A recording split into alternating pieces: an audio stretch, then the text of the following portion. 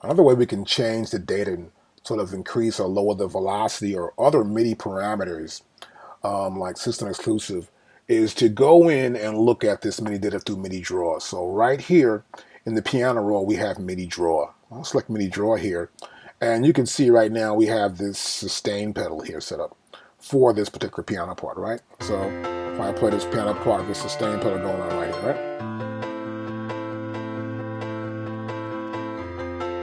And I can get rid of some of these notes too. I really didn't need to have in here. I can just go here, drag down, grab these up, and they're gone. Now, I can also see the velocity levels. Here's note velocity. So it's a little different than we saw before.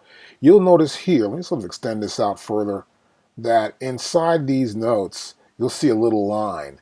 And that little line inside there represents the velocity. And that says 83. And here in the velocity in here, you'll see this note here. And that represents 104. So I can see that here too as well. So I have these three notes. And I have this one note here, right? I'll select this note here. And I can go to here and grab these notes. So that's a note there. And once I hit that note, it shows me which note that is. I can go to this note here, hit this note.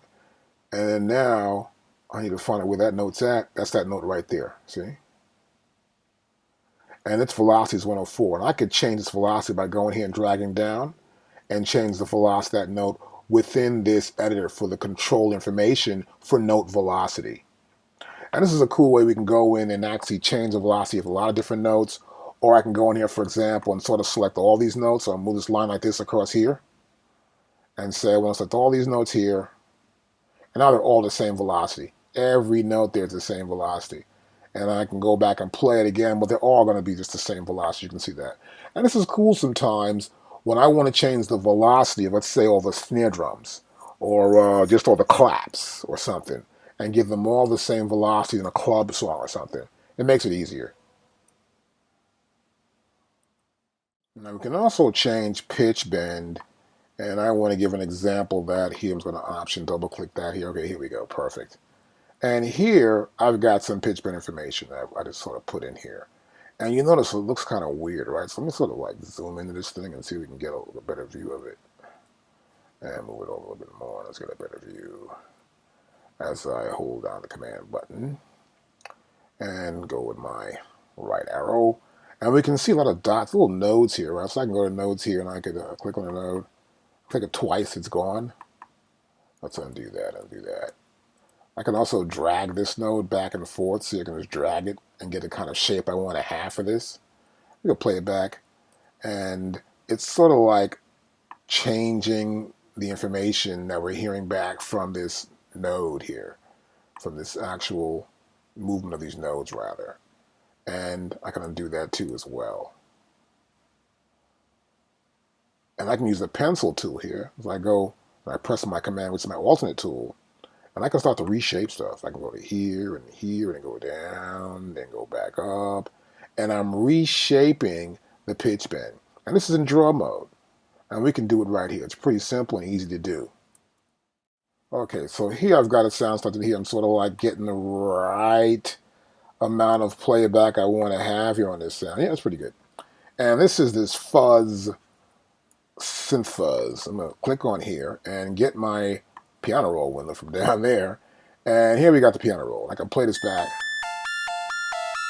And there's no pitch bend information, right? So I can come in here and I can go with my tool, pressing command, that's my alternate tool. You see right there is the pencil.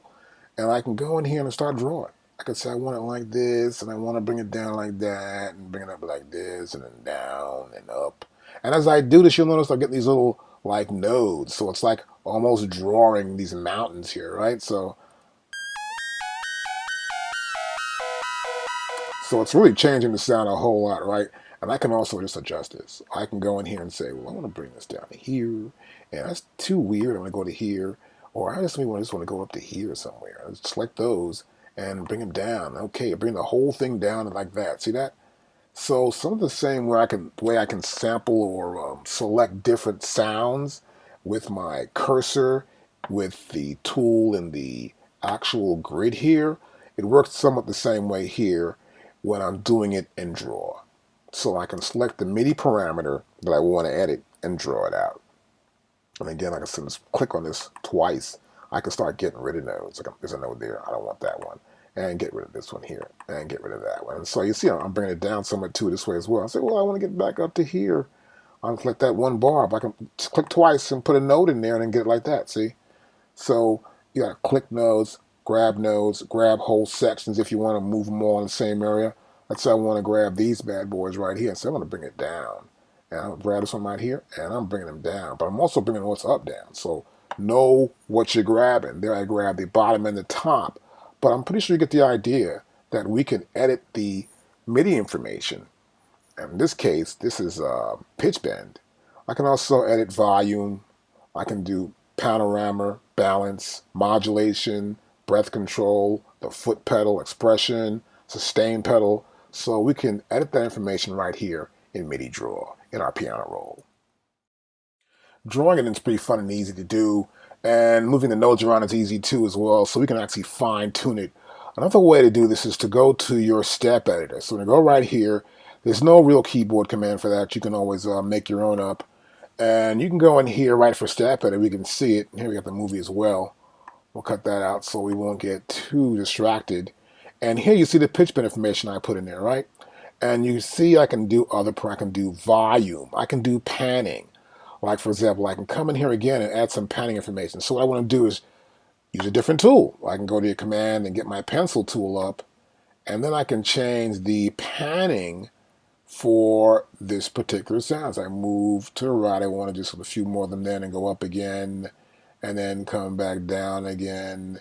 And I'm changing the panning for that one sound. And it'll pan back and forth. So I may want to put that right there. And it's panning back and forth from left to right. That's kind of weird sounding right there, but I can also go back in here. And if this is kind of chunky in here, well, it just grabs everything and moves it. And the reason why it does that, let me sort of stretch this out more so we can see this step editor window more. The reason why it does that, because we have to change the value in our inspector here. So we've got this lane, and this is the pitch bend. And you can see here it's set here for 30-second notes, right? So it's kind of chunky. We're moving it here. And let's say, like, for example, here, if I go to this lane here, this is set for 16th notes. So I can maybe make this 1/64ths, and then I can come back in here again, and then it's, you know, it's a little different there. But I have more divisions of the one note there as well. And so here we got our pen width of 6. So I can get a pen width of, say, a 13. And our pen width changes. And then I can get a pen width of, let's say, 1. See that? That's a pen width of 1. So however you want to view it, you can change the pen width there too. And we're going to change the length here too. And of course, it's our channel, the MIDI channel, right? And there's the pan number 10 of what this actual 1 here is. So if I go back here and change this panning, you'll see that change totally. So here in pitch bend, I can do the same thing, of course, but I can also grab, once they're all selected, I'll just select these. Wait a minute, go back to here, and go back, and I grab these and move them like that. I can just go in here and just move it up like this, and just move it across the top there, and they're all there. Or I can just come down to here and just make sure that I'm in that area. I'm moving faster than it can actually deal with it, but you get the idea. I've moved this back here, the playhead.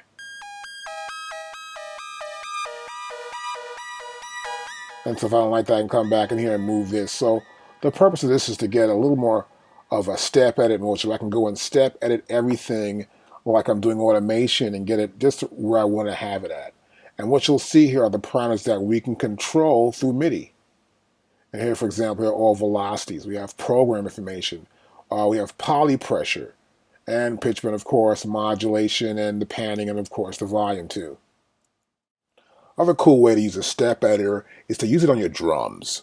So I've got the window here. We're going to go to step editor, and I've selected the drum kit I've had earlier. So I can play this back. And we've got this kick, snare, and the hi-hats, right? And see, they're all the same velocity here, right? This is pretty much all the same velocity. as you can see here. But what I can go in here and do, and the reason why I got here pretty much is because I'm right here. We're in Step Editor. We'll select the drum track. We have the kick drum lane. I can go to the hi-hat lane, right? And we'll see here the region. So selected right there, right? Quantized value 60 note, as we did earlier.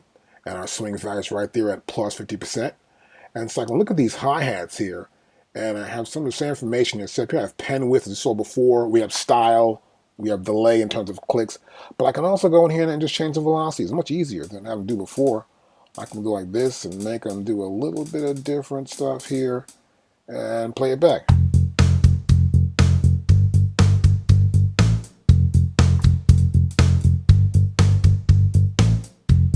Let's go one note.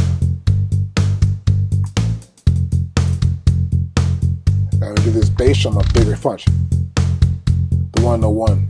Make the ones bigger.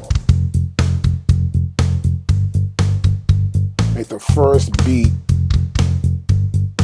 the loudest one, or almost the loudest one.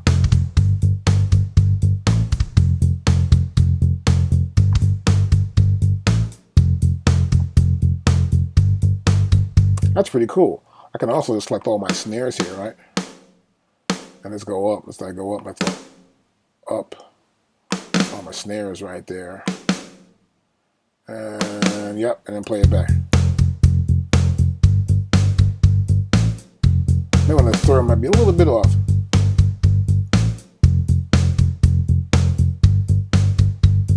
See, so you can hear that. But all I'm trying to show you is that there are other ways we can change it.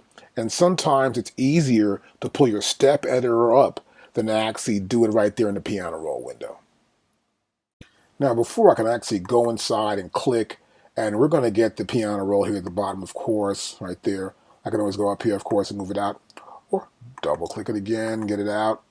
But I can also do this numerically, and I can use my event edit list for that. So I can go to here and get this list from right here, going to the list editors. Or I can just close that up too. You can see it better. I can go back here. I want to go to beats. And then now I can just grab here and then we see it again. So this way you know how to get around. And now I'm here at this part where I have these synths at, right? So I can go back up here. You'll notice that here, wherever this playback head is at, is where I'm at, right? So I'm right there. And you can see that everything that's in that position or near this bar 21, you can see it's the event where it's at, right? So, for example, I have suitcase roads here. Like if I go to here and I sort of increase the bars to 26, it moves back. If I go forward, you see it move forward. So I can change the parameters as far as where it starts from, right? And you can see some of the first beat here. And the track, I can move the track around. If I want to say I move a different track, I can move a different track here. I also have the length. I can change the length of it too. See, you change the length of that right there. And this can all happen because I'm here at the playback head and this is where I'm at. But if I want to really fine tune and get to the actual sound, like here, synth fuzz, I want to get to this synth fuzz. I click on it and now it's highlighted. And I can double click on it again. And now I see the parameters for this thing. And there are a lot here. So I can go from here and press play. I don't know what's right. A lot's going on there, right? So let's play and let's sort of like slow it out a little bit here and press play. A lot's going on. So we're going to go right back to the beginning of this again. And what's happening is here we can see all this pitch bend information. So it's moving very fast because it's trying to show us everything. And here we can control that. We can control the additional information. If I click here, I want to see a lot.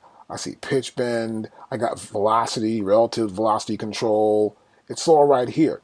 And sometimes you want to filter that out. You may just want to change the note value. You may just want to change the velocity of that note. And to do that, we want to see less. So I can go, I don't want to see more of this. I don't want to see this inclusive. I don't want to see poly. I don't want to see pressure. I don't want to see control or pitch bend.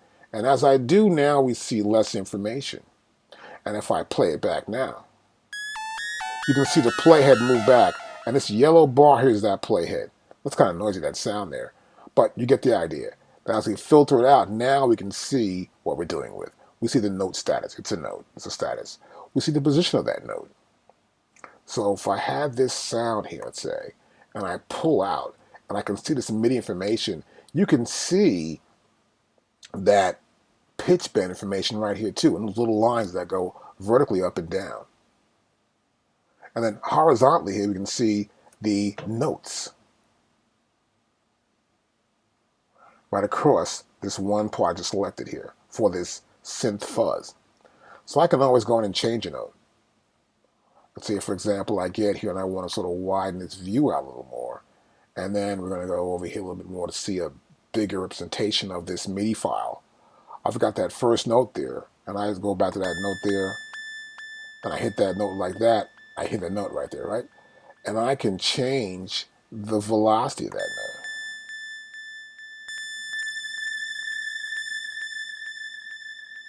I can change the position of that note. So I can say, well, I want that note to be, see, further back. And see, it moved back further back there. Let's undo that. And now it's back where it's at. I could just change it here. Just the division a little bit. And it moves forward. I can move it back up here, back to 21. I'm going to move back a little bit there. And it move back some.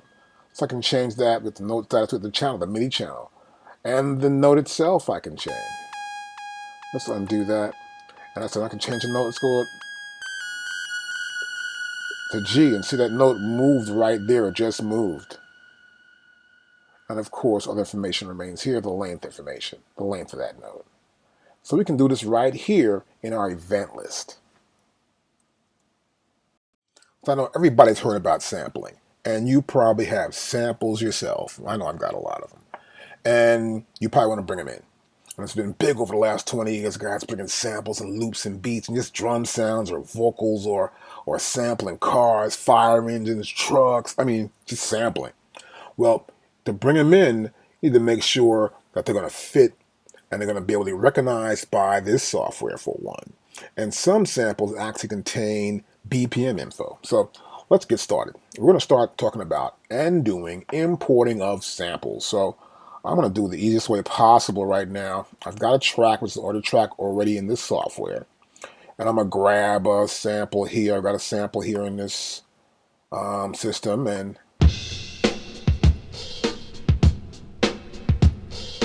sounds good. So we'll get this sample. Just throw it in here real quick. So we grab this sample and we pull it up here and notice that Logic Pro recognizes it as a sample. And this is a wave sample. So look at the information here for the sample. It's a wave sample. It's 2.3 megabytes, you know, and the information is right there. Duration is 30 seconds. Let's close that out. And I can go in here, back at the top, and just play it.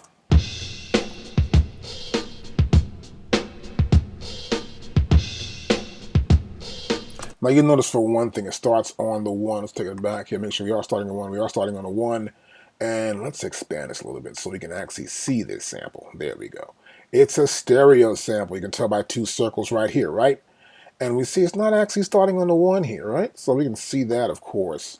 So it's important to realize that when you do import a sample, know how it's starting, how it runs in the session, whether you need to move it back some or get closer to the beginning. Make sure you've got it set up properly.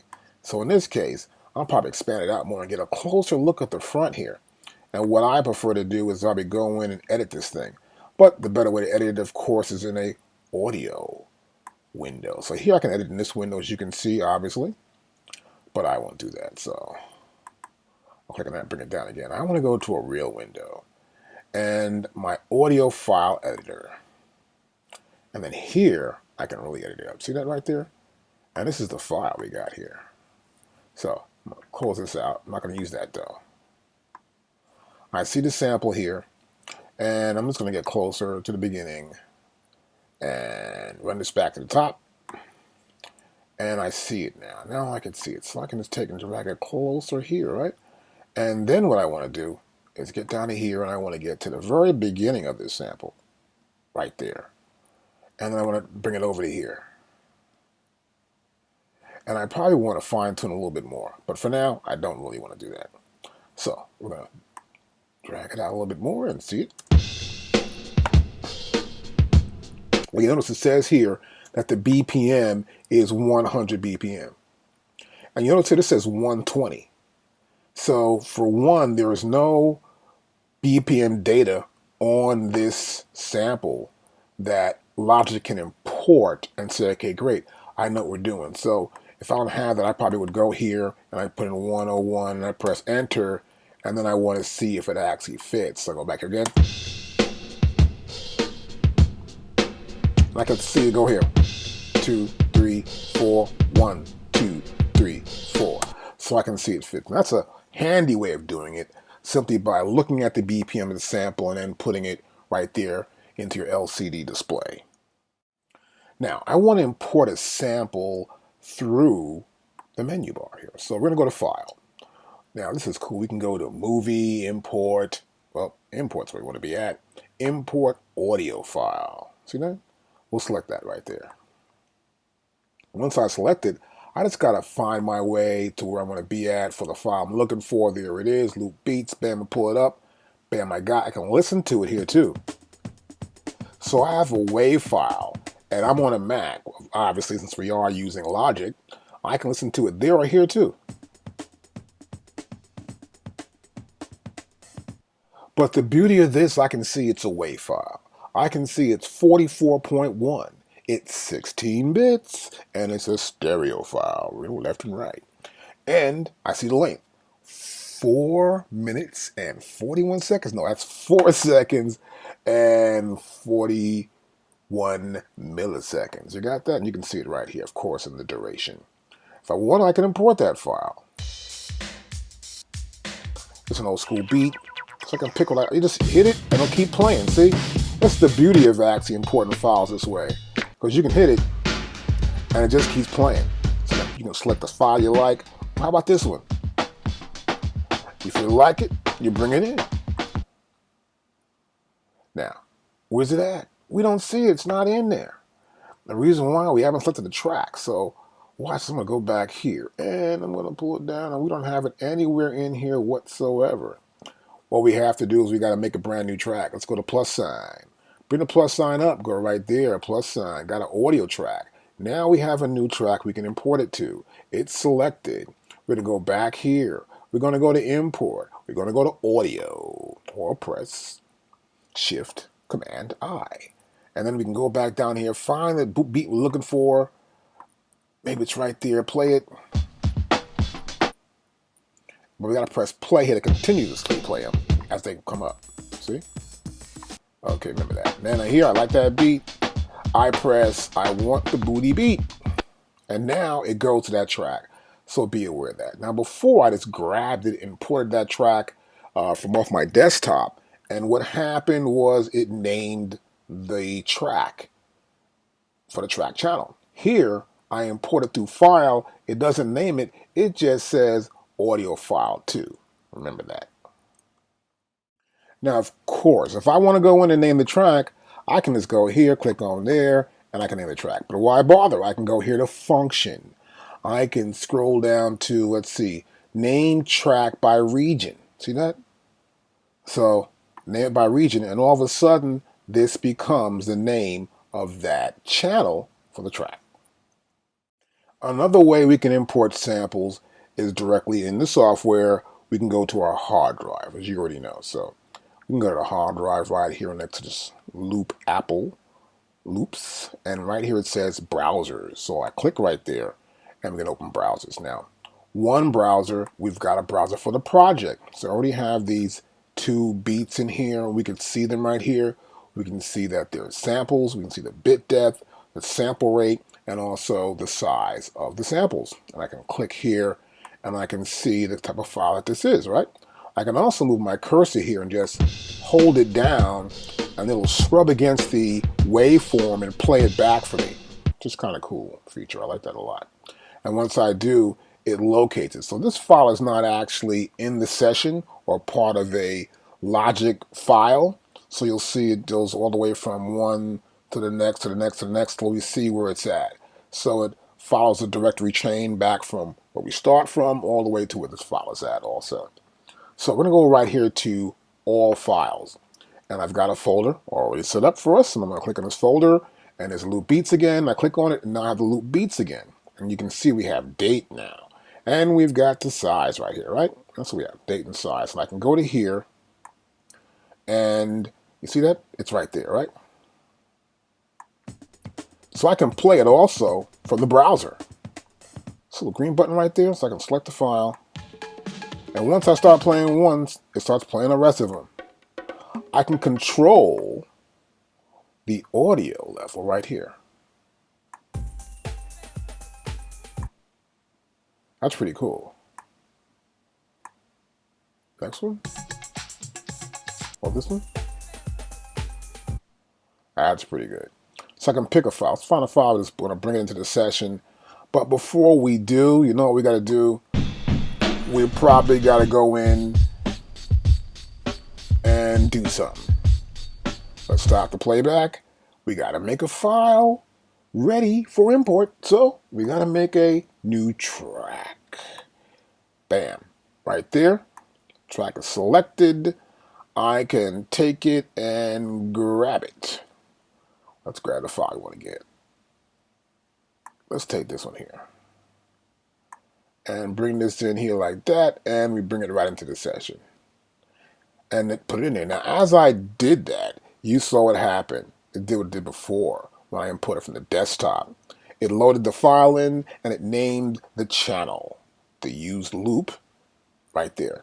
So it's pretty cool to actually import directly from the hard drive through the browser. I like it a lot better. And also, I can always audition sounds here. And when I save them, I can save them back to the folder for the project. And I can always check my project folder and review that it's in there. So far, we've loaded WAV files, .wav. Now I want to load an AIFF file. So I'm going to go to here. I'm going to go to import, so you can see it from here again, and go to audio. And I want to find the hard drive and then go from there. So look for the hard drive, which is right here, and I want to look at where we can get this from. And here we go, right here. And we got Latin grooves right here, yep. And we got something I want to pick out. Right here we get this file. I'll play it back a little bit. Okay, so let's go to open. But before we do, we want to get a brand new track, right? Remember that. Always get your brand new track going on. Let's create that track. It's right there. We're going to go back to opening up that file, import, and audio. And then we're going to go back to that hard drive. Then we're going to look for the file. And then here, and we'll scroll down to here, and then here it is right there. And I want to import this file, so go to open. It's got its own BPM. See that? It's like 116. So go right here, open. And it loads in right there. So you can load AIFF files as well. So we can mute this and mute this one and mute this one and play it back from the top.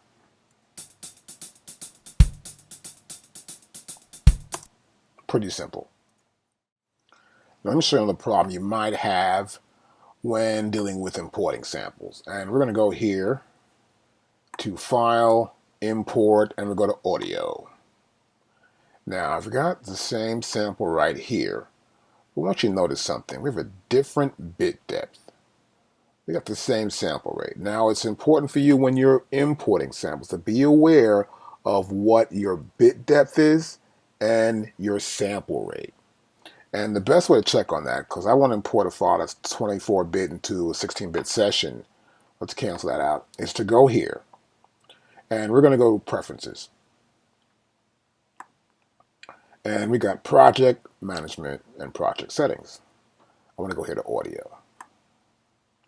Now here in Audio, we can see the settings in Audio for the project. It's 44.1, playback, pre-roll, right?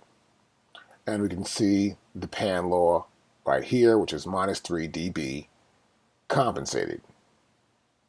So it's important whenever you got your session to know what the sample rate is. You may have a 44.1 and you're trying to import maybe a 96.1. What's going to be a higher sample rate? What Logic will do will ask you, do you want to import this? And if you do, convert it to the sample rate of the session. And you can find your project session sample rate this way. Now in this lesson, we're going to look at Apple loops. And we're going to pull some in and see how they work and give you an idea of how we can use them in a session. So to open up our Apple loops folder, you can just press 0 on your keyboard. And see, it opens up here. I can close it again here, but you can just bring your mouse here too as well. Put your mouse there, it says Apple loops. Click on it, open it, you got Apple loops. So here, as you can see, we have a grid almost here of a lot of different choices we have, right? So I can go to here, and I may want to select something that I want to get. Let's say I want to get some keyboards. So you may want to decide to get electric piano, right?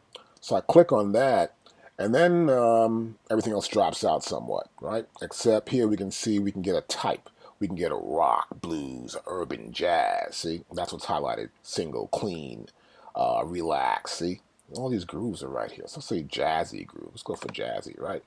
And then as we do that, this list below that populates with different types of pianos. It's got electric piano, and it's jazzy, right? And it's electric, right? So we know it's electric, that's for sure. So just making sure we got everything we want to have here. So it's kind of nice to grab by grooving. There you go. And now we got a bunch of stuff here. And as you'll see here, we have a list that matches the parameters of the modes we picked out. So if I want, I can always go back to here and just reset and start over again. See this little orange button here says reset. And once I find a piano I like, I can take it and I can import it into my session. So I can do this too. I can just tap them and go over them. And I can hit the up and down arrow and pick the sound I want to get. Listen back to it, get an idea how it sounds. Go to the next one.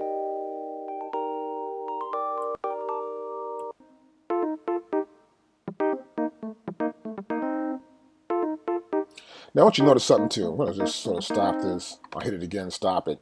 That this is the tempo. It's 85 BPM. But here I'm at 120. So I can actually bring this down, say to about 100. And play it back again.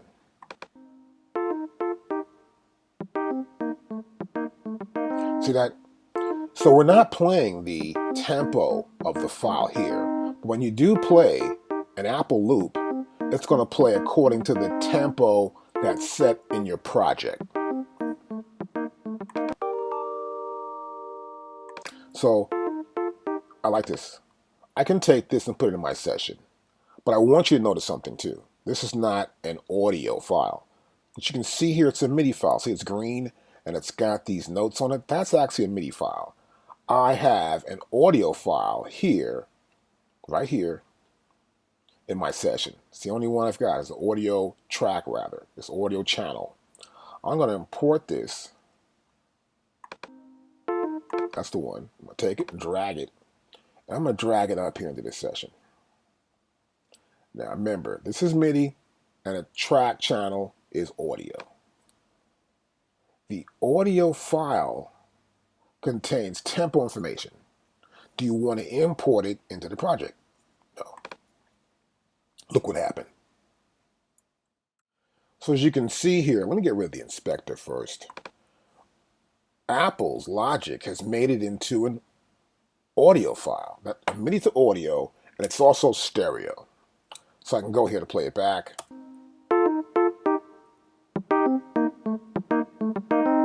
And it starts on the one. I drag it all the way to the one here, and it starts right over there. So we can drag in MIDI files. It'll take it in and make it into an audio file once I have an audio track to drag it into. So we've got our piano set up here, and this is what I want to do. I want to get rid of this stuff, right? And so I want to get a bass. So I'm trying to get a bass I can. So you got to go to reset. The reset button takes us back to the top. Good. Now we're going to bass, and I want to get a jazzy bass going on. Probably more acoustical. We go to keyboard, And we're going to look for some basses here. Let's see what we got going on. Let's try this one here.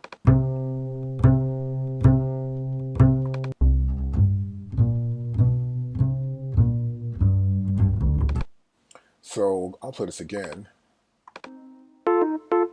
Okay, got the idea. I'll go back to the top again. Now you'll notice here now I have audio loops because we have this audio icon right here to the left of all of these loops. You'll see here it's based on beats as well.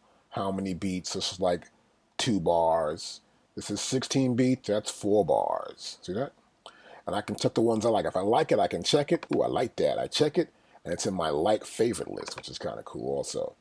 And we have the tempo, of course. And here we have the key. This is always good to have. So here we're going back over some more sounds.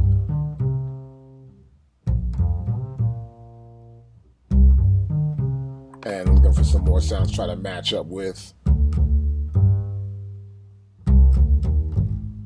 So look for some other sounds here.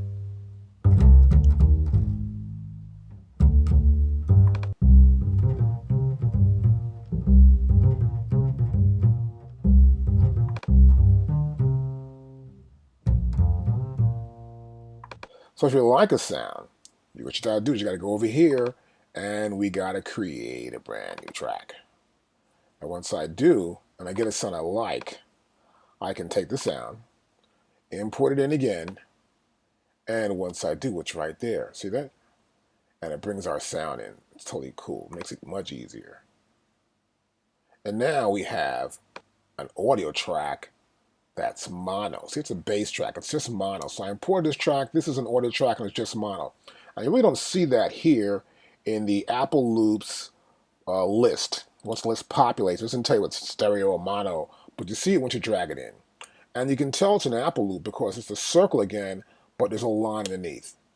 So this is a mono Apple Loop, and here, the top one, we have the 2 circles, and there's a little line underneath that. And this is the stereo Apple Loop. So I got a bass I like a lot more. I'm going to drag this one in here and play it back. Get the levels.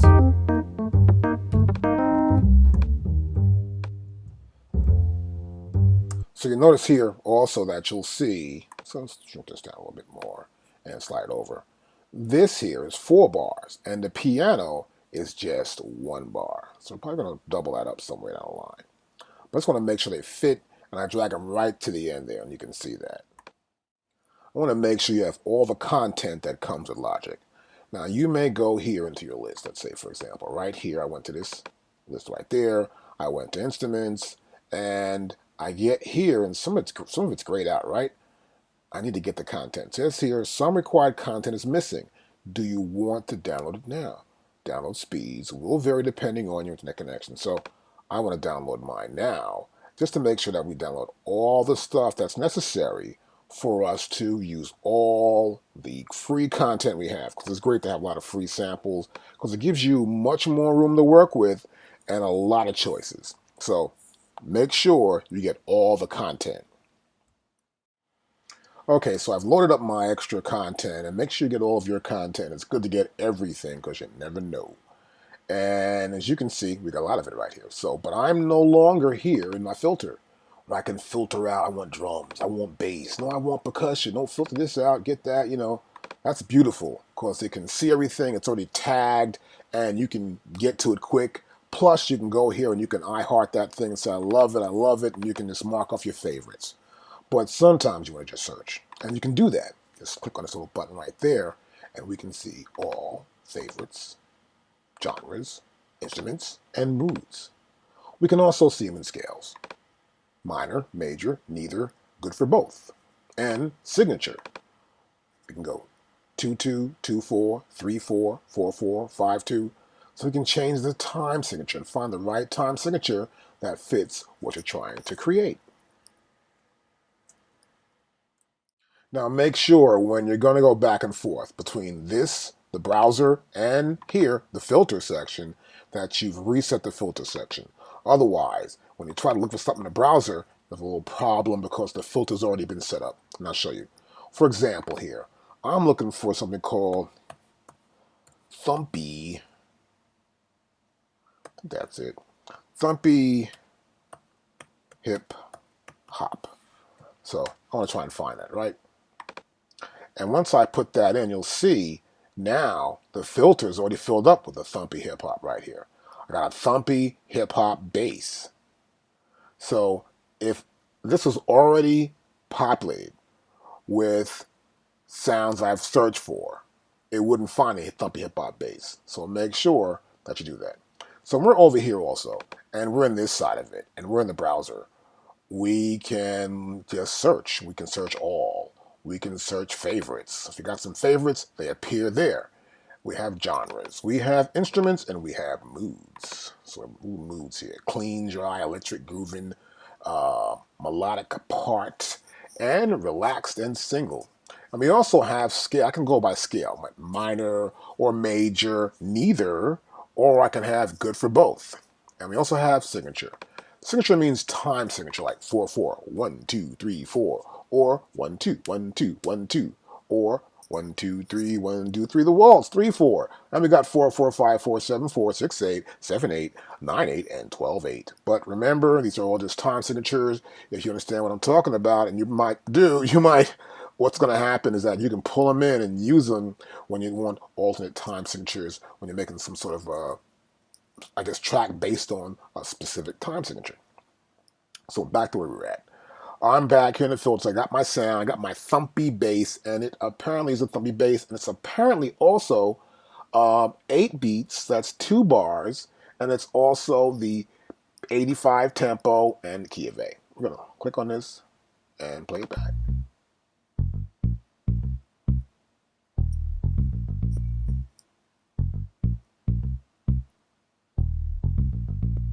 Okay, so it's playing back. I can take this now and drag it in. So remember, I didn't make a track. There's no track here at all. I'm going to drag this over here, and look what's happening. Logic is going to make a track for me.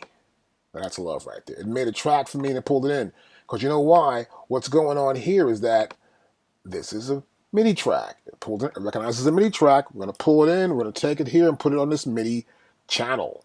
And of course, the sound is here as well. See, the sound is right there. And it's a MIDI channel with the same sound and a little icon here for the guitar. And of course, you see all the information here for the patch. Let's close this little region up here, Info Inspector, and you see more information about that patch, which is right here. Click it there, and we see information right here. Bass, compression, we got the channel EQ, and we can solo it and play it. Let's go back to the top, press return, and play. So we've got our sound, and of course you see it's soloed here. We'll take that off. Also notice the mute is blinking on the tracks we're not using. That's a good way to do it. I love the way Apple does that. Okay, now we turn the solo off. Everything's normal. Let's play it back.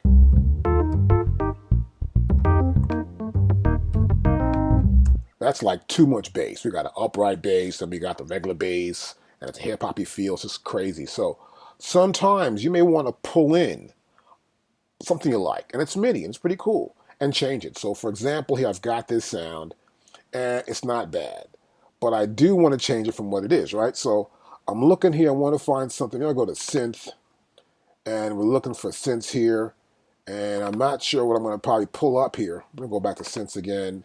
And I really want to find a clavinet. Here we go. A clavinet. Look at the 70s funk clavinet. And see, once I get it, it's right here. Now let's play this back. Let's press return and spacebar.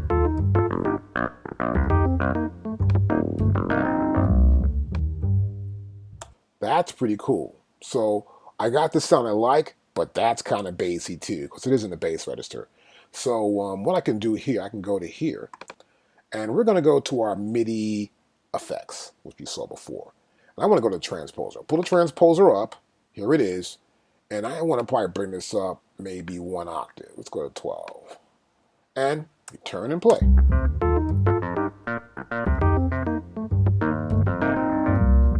That's pretty cool. Let's get it higher. Let's go to 24. There you go. Let's play it back again.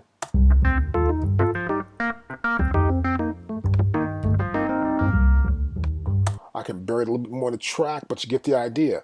I took a loop that was a bass thumpy Apple loop, brought it in, changed it, and gave it the flavor I wanted. And this is a great way to use loops sometimes. You got these loops that are MIDI loops. They can be used for anything. Be creative, make music.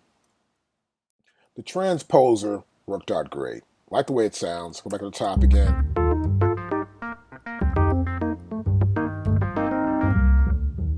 Now, if I want to extend this further, particularly the MIDI section, let's go over that. I'm going to right-click here on top of that MIDI file, and you'll see we've got this nice menu coming up here. We got Edit, Select, Playback. So we can do a lot to a file, but currently I just want to repeat it. So I'm going to Edit, and I got these choices. I can cut, copy, delete. I can copy and paste it again, but I can repeat region and events, okay, which is actually Command R. I do that, I have a choice. The number, I can adjust auto or copy. I'll go to here, and there it is. Let's play it out from the top. Play it back directly from the top. Yeah, that's good.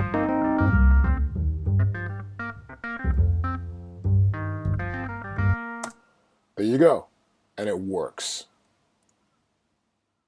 Now we can also do the same thing with the audio track right here. So I can go to here, I'm going to edit, and I can copy the events, but I want to repeat regions and events. Here we go. The number time is 1, and there we go. Let's play it from the top now, all 3 tracks at once.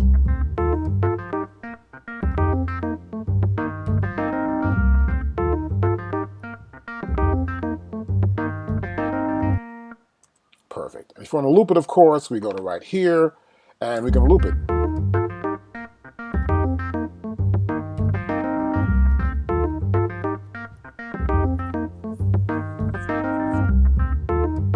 So it's an easy way to use Apple loops to loop it. So we've got our own loops, and I've been using Apple loops. And a lot of times you want to bring a loop in, it's not really going to match up, particularly if it's your own and you don't have it already in this Apple library, or it's already been processed and manipulated for you to get the right idea, right? So I'm going to sort of bring the inspector down and get more better view here. So I'm going to go back to here and look for my library and get my own loops in, and I've got them all set to go here. So I've got some loops I like here, and of course you can take your own loops and listen back to them. Just click on it, and if you don't hear it, what you should do is you make sure this button's on, all right? So I turn that button off right now, and I'm looking through loops, and I go up and down here. I'm not going to hear anything. So I need to actually press the play button, then go back to the sounds I'm looking for. So I like this one here. So I'm going to grab this file here, and I'm going to drag it here into, now notice what's happening here. Now I have the ability here to bring it here to the beginning, and see it says 1, 1, 1, 1, 1 for the positioning. I like that. And what happens is that it named it. It's a 1 bar, and you see it right there, right? And notice this too. I'm going to play it back from the top here. So I'm going to go back to the top. And I think what I'm going to do is I'm going to drag this back to the top again here. And drag this one back to the top again. So we get a good idea of what's going on here. And we'll play it back. Let's return and play. You notice something? It's not going to fit. It's not the right tempo. We need to change the tempo or find the tempo of this sample and then make it fit. So we've got to do some work. So I'm going to go here, and I'd like to probably look at this thing. I'm going to go to Edit first. And I'm going to go here where it says Tempo. And I'm going to go right down here where it says Detect Tempo of Selected Region, right? So we grab it here and says, look, this tempo is 116.430 BPMs, okay? So we see that. So we understand what's going on here. So I'll press OK. I'll just cancel for right now. So what I need to do is probably look at this thing and try to make it fit. So it says 116. So what I'm going to do here is I'm going to do this here. I'm going to sort of like stretch this out a little bit. I want to see it. So I know it's a 1-bar loop. I want to see just 1 bar, and I want to see if it does loop at that 116. So I'm going to go here, and I'm just going to double click in here. And we're going to make it 116, and then do the bam like that. And it seems as though it is a little more than 1 bar, it seems like there, right? A little more than 1 bar there. So I know I might need to probably bring some of this in. So I'm going to listen back to it right here and make sure it is. And so it's a little more than 1 bar from what I see here. I'm gonna need to make it fit perfectly to get it fit right in the track. Let's do that. Okay, so I've got it right here. What I'm gonna probably do is go down here, sort of stretch it out a little bit more, and look at this sample now. This is just a look at it. So I can grab here for the icon, and as you can see, I'm pulling it up and getting a better view, making it bigger and wider to see this sample. And I'm going to drag this down further. I'm going to move back the playback head. And I want to look at the front of the sample. More than anything else, I want to see the front, the very front of this thing. And I want to see, there it is. I want to see the very beginning. See, so I see the beginning here. It doesn't really start in the beginning. So I want to pull this up right to the very beginning of the sample. And a lot of times you might have samples that don't even have a good beginning. And it's important to make that first hit really on. And in this software here, you're going to see the problems you might have with your sample. So it's always good to fine tune the look. And I'm going to get right to the very top of that sample, right about there is good for me. And maybe a little bit more, because I am kind of like really perfectionist when it comes to making my samples tight. There you go. And that's good for me right there. And I like that. So I'm going to make sure the sample, and always make sure your samples do start from the top. It's important. You want to make sure they come in properly and you know what you're doing. Now I like that there. It's not too bad.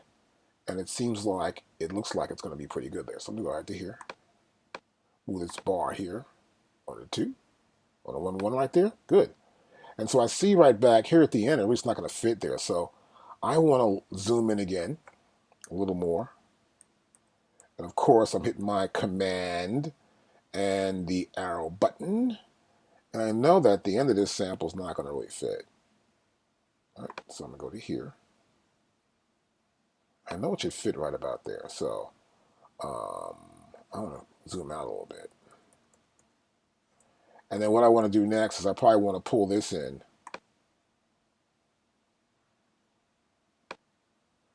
And then I want to see if it works.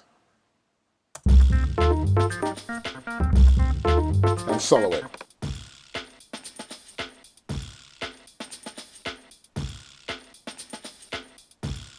That's not bad. So I think it's 116. So sometimes you got to sort of like maneuver around your old samples, bring them in, and get them to fit in here properly. So I've taken it, I sort of chopped it up, put it here so I can see if it fits in. So I made the cycle 1 bar, and I can play it back a little bit. I'm going to sort of like mute the rest of this stuff. Let me just play the first one, the first keyboard part, and just play it back.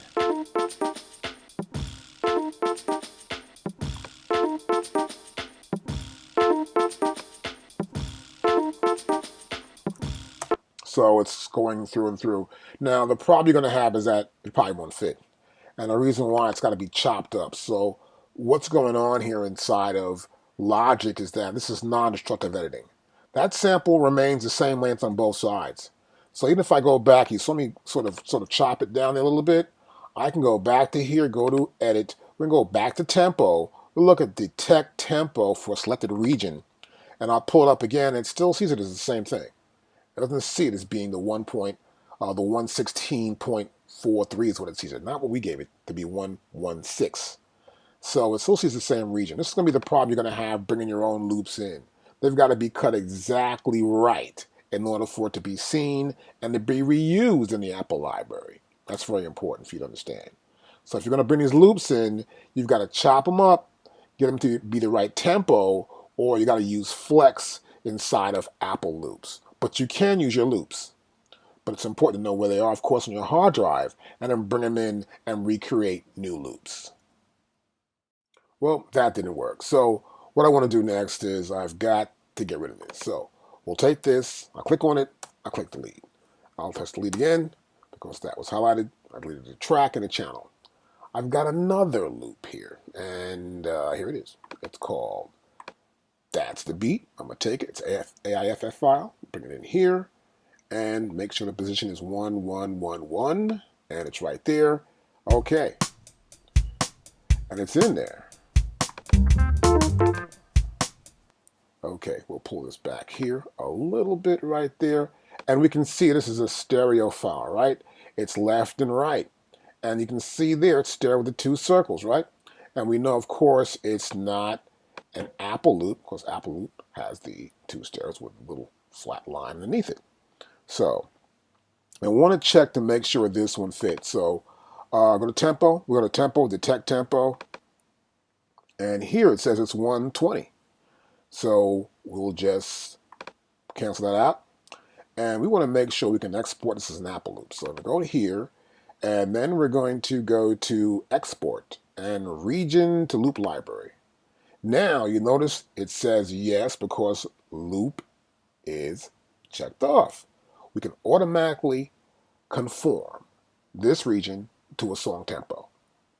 And this only requires that the region length match a whole number of beats, which this does.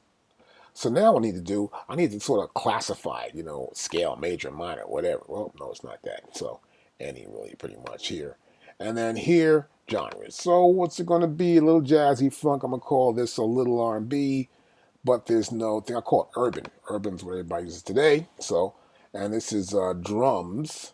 So we'll go with drums here. It's all drums, and it's a beat. I'll go with beats there, right? And then here, I can define it some more. I can say distorted, filled, or relaxed, acoustic. Well, this is pretty much an acoustic drum sound. So I don't think I'll keep it like that. And I'll say it's grooving. That's good. And then I want to create this loop. It's called That's the Beat. So I'll go to here and create it. And it's been created. Now I've got That's the Beat has been created totally. And what I need to do now, I can probably go in here and I can delete this because this isn't the one I want to get, right? And I can go over to Apple Loops. I'm looking for something. So I can go to here, go to all, and I could say that's the beat. I don't see it there. I'm going to go back to here. And there it is. That's the beat. It's right there. So now let's take it here. I can drag it into my session like that and process it. It's pretty good right there. It's dragged in. And I can get my session back to the original tempo I wanted, which was like about 100. There you go. And now I'll take the cycle off and just play it, see what happens.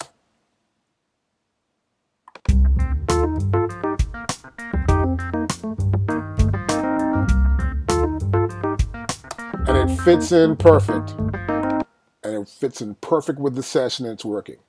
So that's how we can take a loop that's actually already been sized up and ready to go and we know it's the right tempo, bring it in, and then Logic will take that loop, conform it, squeeze it up, make a brand new loop, and put it right into the Apple library for the use in any one of your sessions because you can always change the tempo if you want to. Like for example, I may want to make it faster now. And as I do, I may go to 110 and I'll play it back from the top and we'll see what happens at 110.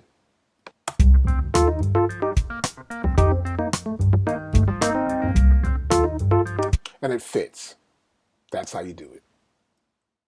Besides importing a file into your session off your hard drive and then setting it to go into the Apple library, you can do it another way too as well. In case you don't want to use Apple library, there's another way you can do for a different workflow, we'll say. And I have the same sample right here. Let's check it to make sure.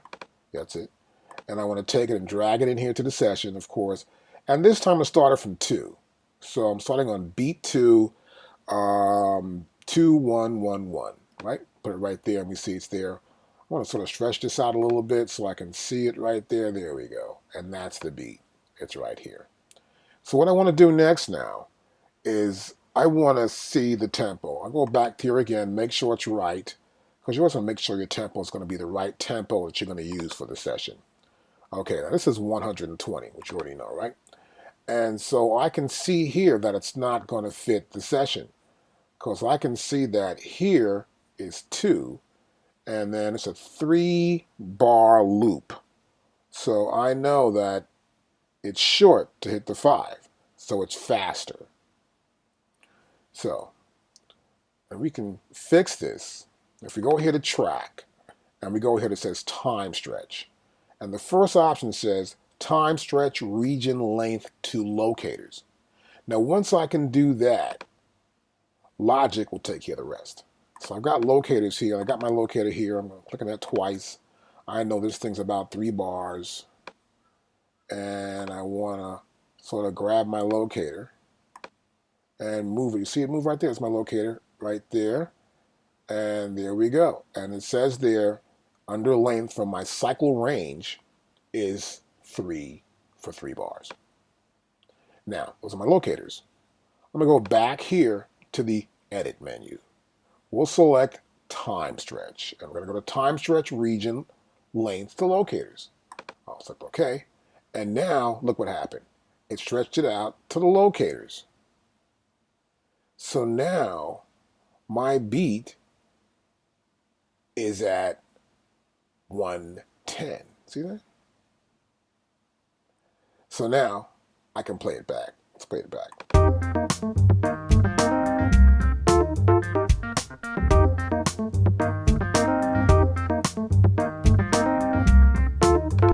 Play it from the top. Not from the top, but let's move this up to here. Let's get rid of this locator here.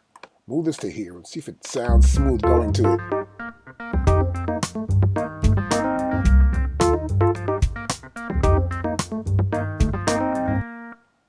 And back to the top again.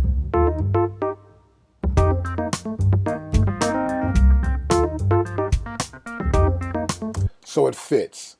So it looked at it, it time stretched the sample out to fit that range. And this is an easy way for you to bring one of your samples in, but you got to make sure you've got the perfect beginning and the perfect end, and you know the BPMs of that sample. And you can bring it in, it'll time stretch it, but I want you to notice something else too here. You'll see that what happened, it didn't use the same sample. It made a new sample. It said, that's the beat .100. Now remember, my original sample's right over here. It just, that's the beat .aiff. So it took the sample, it time stretched it, but it made a brand new sample within the same region area of our session. So be aware of that. It will make a new sample and put it in the session, but your original sample will be untouched. And this is a great way to bring samples in, have the Logic software make a brand new one, and then when you save your session, it'll save this as part of that session. So I can go back to here, and I'm going to go to Save Session, and then it'll save it. I want to save session as, in a sense here, I want to make sure we save this with the audio file. That's important to make sure you save it with the audio file. I can go to Save. It says Replace. Yes, I want to replace it. I want to make sure the audio file is saved and in there as well. And once it does that, we're good to go. So I can go to here. Let's say, for example, I'm going to go to like, let's go in here and just sort of like, let's move this over a little bit here. And then I want to look for this session. This is called Loop. And here's my loop demo session right here. And I want to look at package contents. And it comes up, and you see it right here. We got media, we got audio files, and there you go. That's the beat 1.1. See? It's right there. It made a brand new file for it. And one of the files is a test file I did prior to that. But the .1 is right there. The original one is here. But you'll also notice that my original beat is still here on my desktop. So you don't lose that.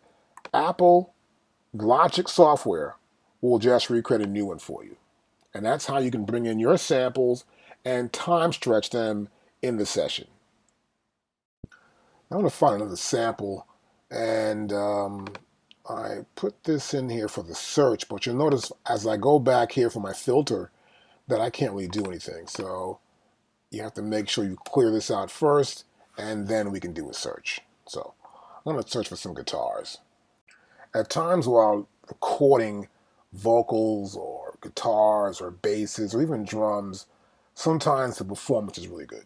And sometimes parts of it aren't so good. And you want to fix some parts, particularly with vocals or guitars or whatever. And so there's this little application inside of Apple, which you've probably seen in most softwares. Pro Tools has it. I know Ableton has it also, and so does Reason. And it's a way that they can take a sample and chop it up into little areas of regions called the transients, and then move those individual regions to make something fit. And so it's here in Logic, and it's called Flex. So here, for example, I've got this file here. I just pulled this up for a demonstration. This is the Call Swag lead guitar. And it's one of the Apple loops. I'm going to pull it in here, and then we're going to click on something. We're going to see how it looks inside of the Flex. So clicked on it here, double click, and now we see it right here. Now, if you don't see yours as a flex tone, you can always go in and pull the sampling. Like, for example, let's go back here. I'll pull this down, and I grab this, and I delete that. And I go to here, and I delete the track, right? And then I want to grab it again. I come in here like this, like that. And then I click here. Then you've got the file right here in front of you, right? And what you want to do is you want to see how it looks in Flex. So what you want to do here is you go to this little symbol right here. And this is the Show Hide Flex. So I want to see Flex. So I go to here and ask me, do you want to turn on Flex for track, Cali Swag, lead guitar too? And I'll say turn on.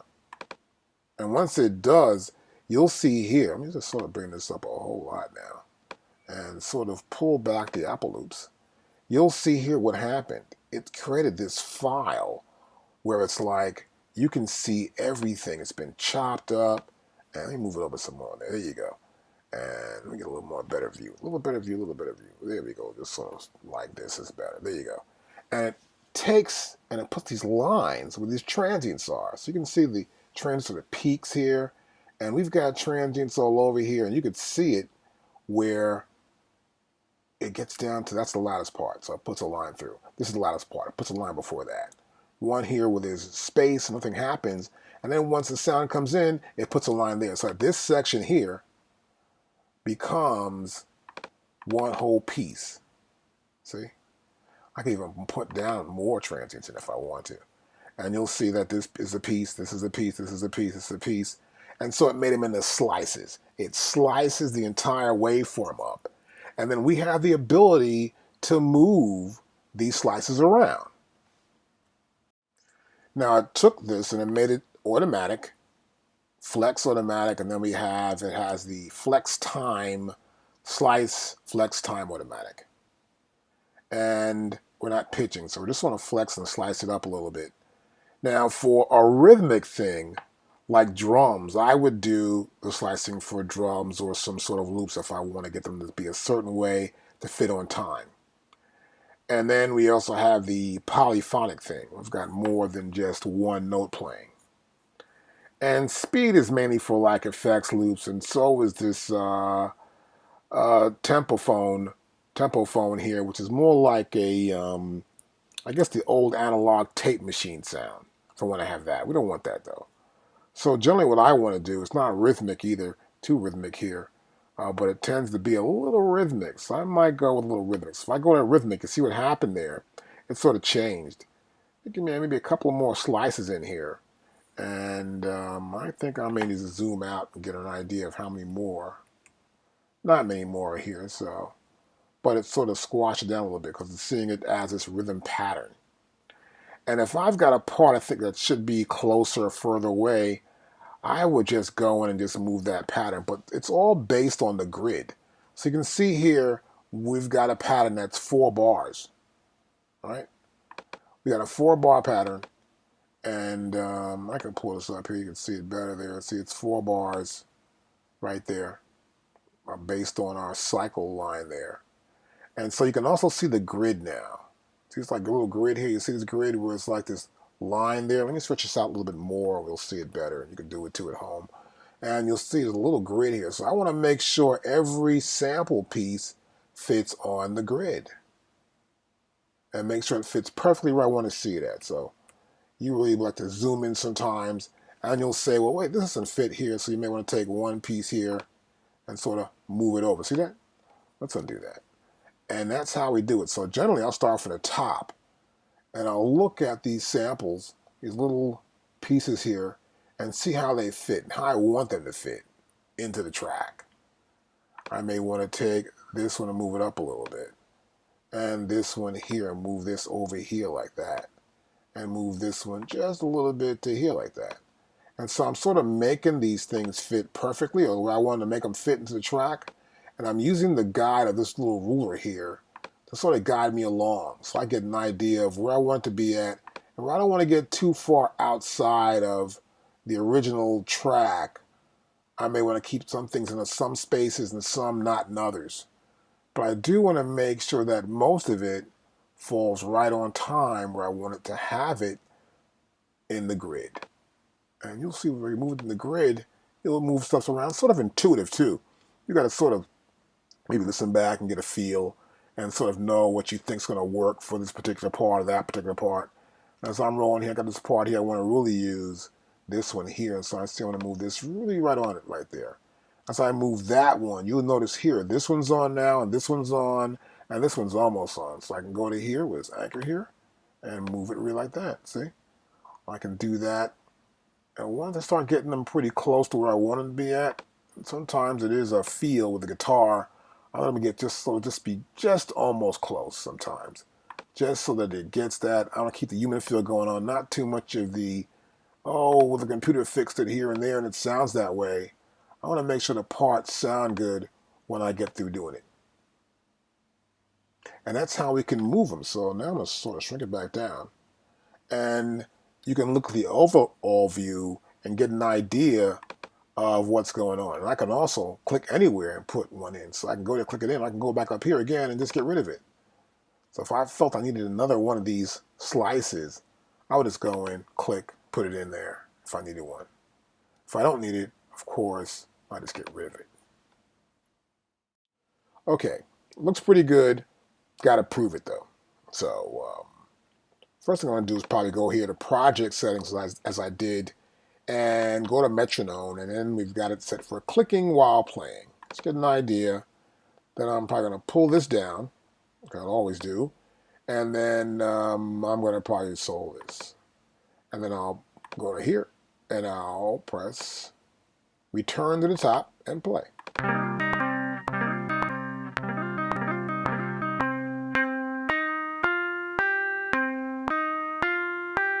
So that part, bum, bum, bum, bum, that part right there worked out perfect. So I moved it around, made sure it fit in. You can see where the markings are, where I did move some parts around.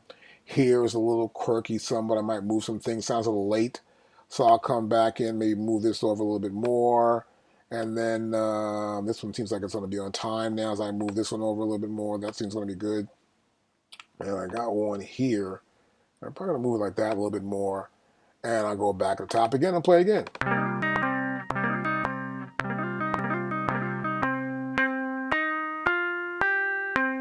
I'm going to end part work, so I can see that I can just move a few more pieces here, and I might have some.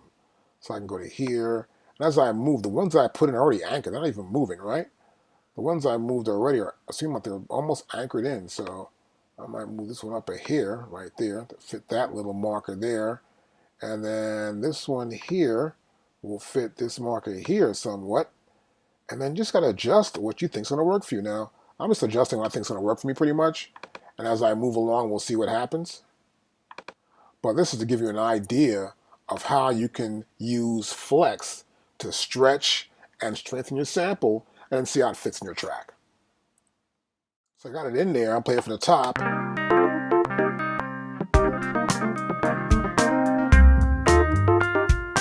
So what I'm going to do is I really just want to use that one piece. So I'm going to grab it here and go to this third measure and then play it from the top again. And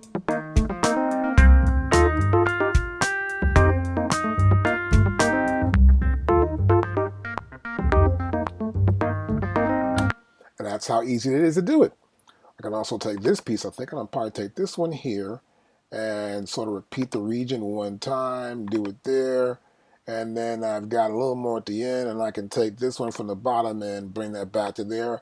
So I can just take and move sounds around, chop them up. I might take the beginning of that guitar sample and chop it and put it someplace else. But that's how we can use samples inside of Logic. So we flex this guitar and we'll hear it back from the top.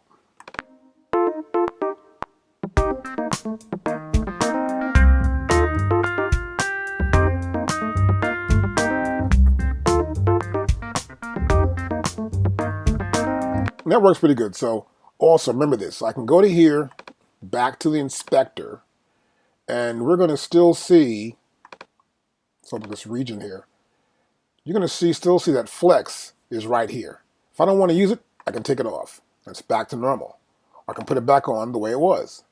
So you can take it off, listen back to how it sounded originally, and then put it back on. Now in this lesson, we're going to start dealing with audio recording and live recording directly into Logic Pro 10. So the first thing I've got going on here is an audio track, as you can see there, of course, a regular audio track. But the first thing I want to do is probably just save this. So I'm going to press save. And I want to make sure, for one, that we have this audio files checked. If we're going to record some audio in, we're going to make sure that Logic creates a folder where it will store the audio files. Make it much easier for us. And I also want to make sure it's a total folder package, not a package, but where I have the entire session and all the files in a folder itself. And I want to name this session. So go to here, and I'll call it Audio Demo. And we'll name it. And then we'll save. And there it is, the file name, and the session name appears right here, and we're on tracks. Once I've set everything up and I've saved the session, it's time to set up the session parameters. So we want to go to Logic Pro here, and we're going to open up Preferences. And we're going to go here to Audio. Now the first thing we'll see is Devices, but we want to go to General. So click on General. And here we want to set up our recording file type. So we have AIFF, we have WAV, BWF, and we have CAF. And they're pretty much the same. They're all uncompressed, so not compressed. They're just really straight up the same, but WAV is the most popular. So we'll stick with WAV, and we'll select the WAV. Now we have a dim level here, which remains the same. Leave this where it's supposed to be at. And then we'll talk about plugin latency later on. And crossfades for merging and taking and take comping, we can do later on in a session. Primarily, it's just about crossfading between merging files. Next, go back to devices here. Now here we've got the built-in output. It's the output for the system. And a built-in input. So currently I'm going to use my built-in input to be like my microphone. So I got my microphone on. I'm going to talk through this session here so you can see the levels go in before I actually pick up an instrument and actually play into Logic. Also, we have an I/O buffer size. So what this is that the computer needs a memory buffer for it to hold the information in order for it to send it back out. This is hard to say, but here's what happens. If you're going to record a vocalist into a computer, they've got to sing, it's got to go in, it needs to be processed into zeros and ones and then come out through the headset at the same time. That means in less than a second, it's got to process the information and you got to hear it. So the buffer size allows us to do that. So here, smaller sample rates, or buffer sizes here, will make it easier. So 128 is good, 64 is better, and you notice that the resulting latency is 5.3 milliseconds, and the round trip's no more than 3.9. Now, a round trip means the time from my saying something or playing it to the time I hear it back. That's the round trip. And then we have a recording delay that might happen between that. So this is pretty low, and we can go down to, let's say, 32, and it's even lower. See that? So But generally 128, 64 is good depending on your system. And here, 8.2 milliseconds. And the round trip is 5.3 for the output.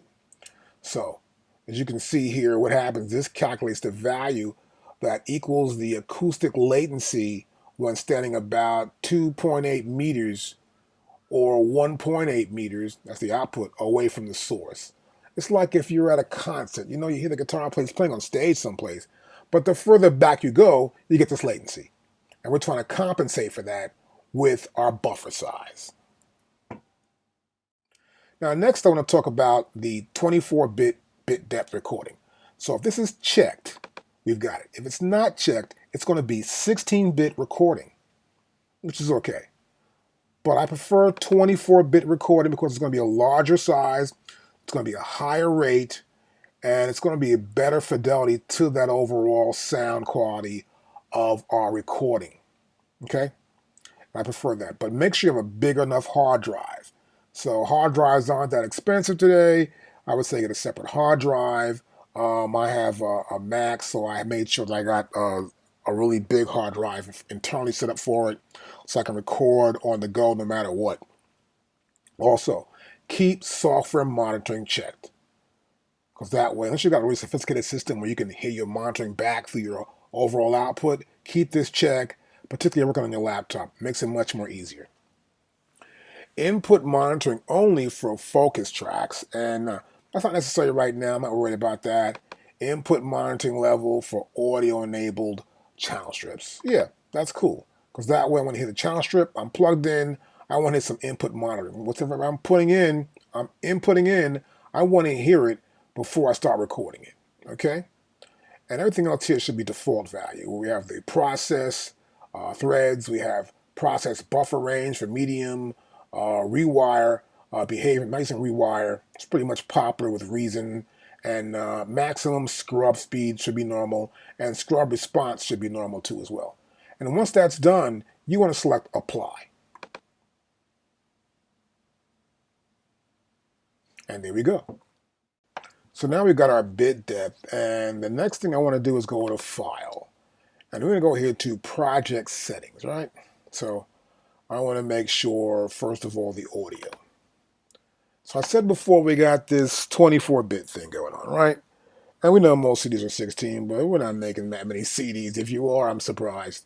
So, of course, we're all listening to iPads or the iPods or your computer.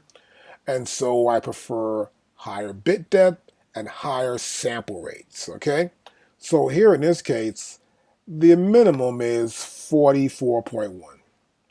And then I like to go to 48. 48 is pretty cool. I would prefer higher, but for you, go 48. If you got a large hard drive and you use it over time, you should be ready to go to even higher if you want to. I prefer 48 for, I guess, for music and for commercials, somewhere there in 96, or even, let's see, we have another option here, which is 88.2 kilohertz, or 96. But you can see the 198K is not available. That depends also on your interface. So when enabled, all play commands start earlier by the value of the plugin delay compensation. So be aware of that. That's the playback pre-roll, okay? And so if you're going to have 48 hertz, make sure you got the big hard drive, like I said before, when talking about the bit depth. Because you're going to have bigger files, but better fidelity. And you want that more than anything else when you're recording music. Now, before you record, it's good to check out your metronome. Little tick that happens prior to recording. And so here I've got my metronome ready to go here, and we're set to this. Click on metronome here in our preferences for project preferences.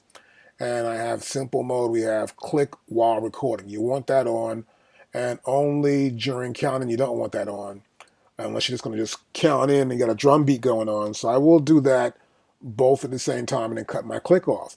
We have a click while in play. Sometimes that's cool if you're just going to do a little bit of drums or something, but I prefer to keep that low if I'm going to do it while in play so it doesn't distract me from the overall sound.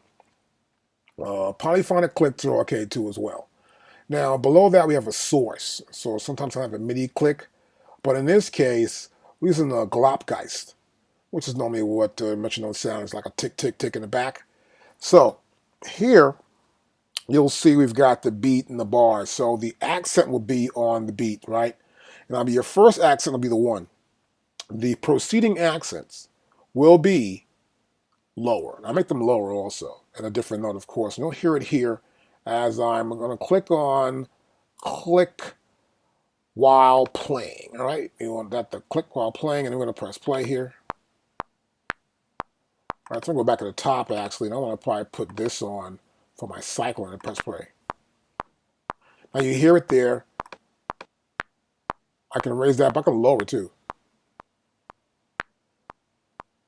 1. So you know the 1's louder than the other ones.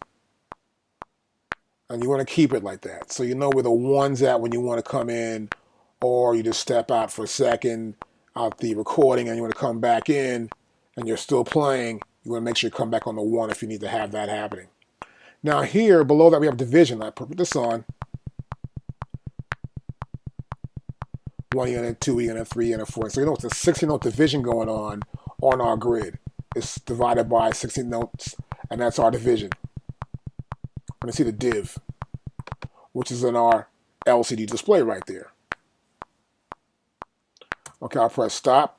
We got a metronome going on, and we got an output, which is going to be 1 and 2 for our metronome, and we have our volume right here, and we have our tonality here too as well. We're going to change the tonality of your metronome output. And we are about ready to record. So we got that with audio. And here in recording, we can set when beginning the count in. Is it going to be a 1 bar, 2 bar, 3, 4, 5, 6, or whatever? Or we can also change the time signature as well. And a recording pre-roll can be set here, which we'll cover later on for pre-rolls. But we're about ready to record. We need to do a couple more things.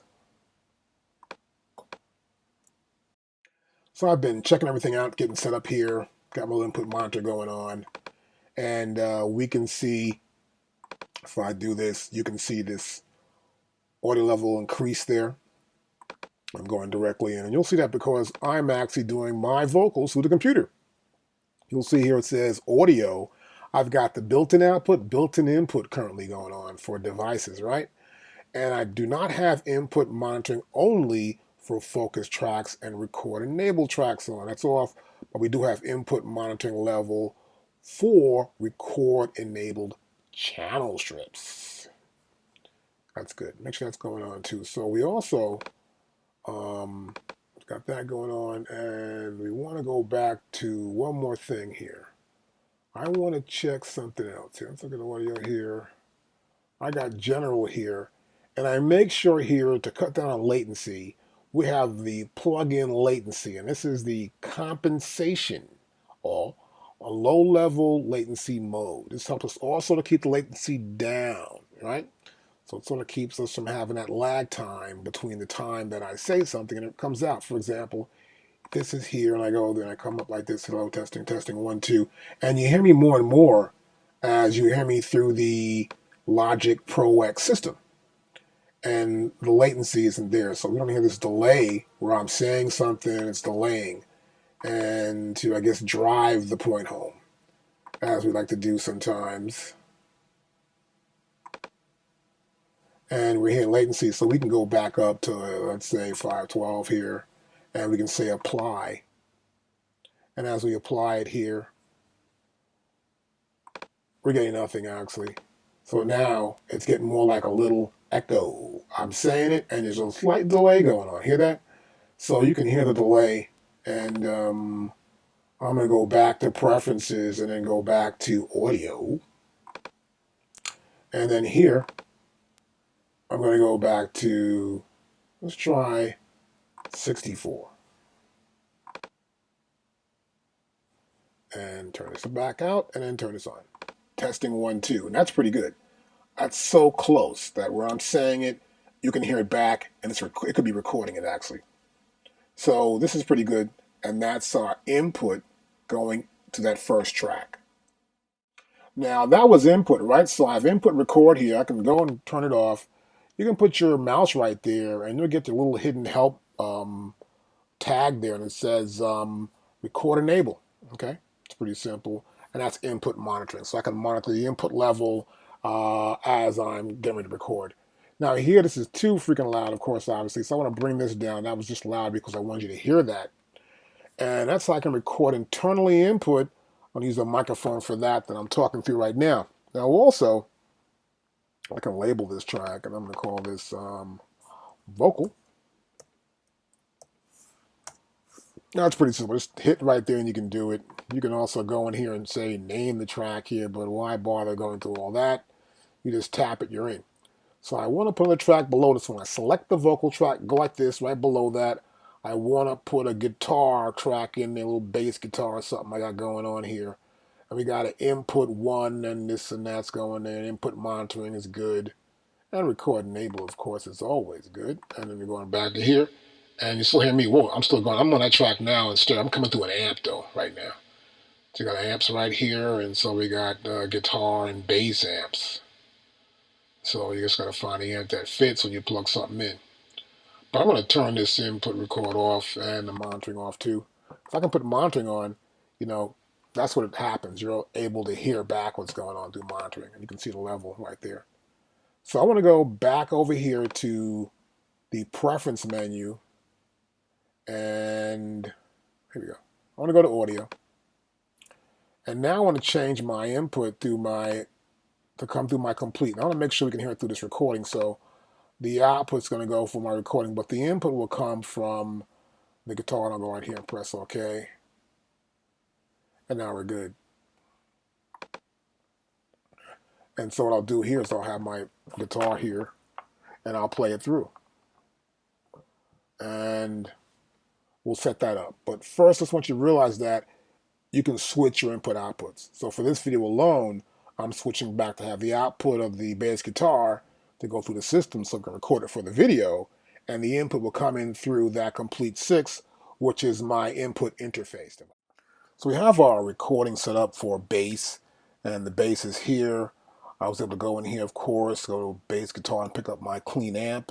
So you can pick up an amp you want to use if you have a guitar player or a bass player come in, and you could find the right amp that they want to use. In this case, we got this 5 amp, but I can pick from a big stack also as well. As you can see here, let's hear this back a little bit.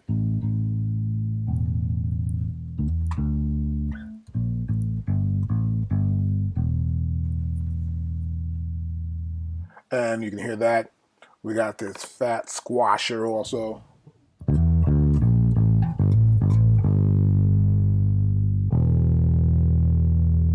That's really squashing the sound down pretty much. And we got this funkulator.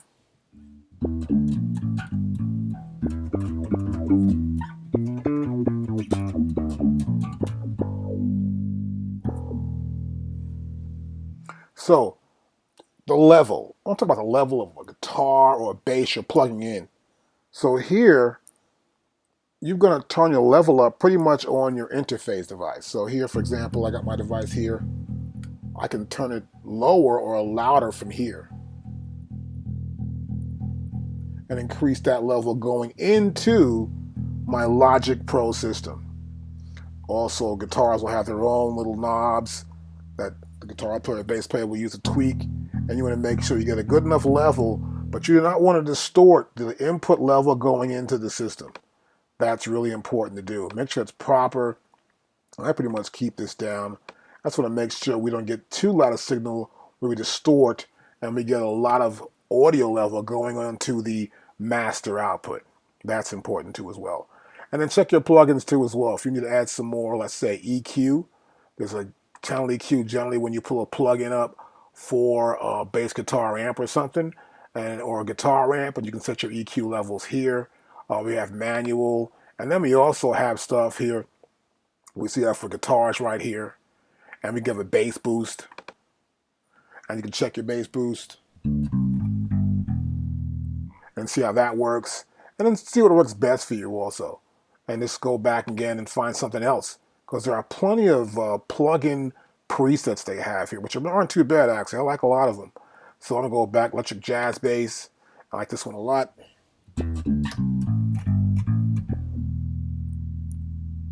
and you're good to go. So I'll keep that in there for now. And this is my input here. You see what happens here. That's still that funky there. So I've got the electric jazz bass there. Now I just want to pick up a nice clean enough sound so I like it when I'm playing.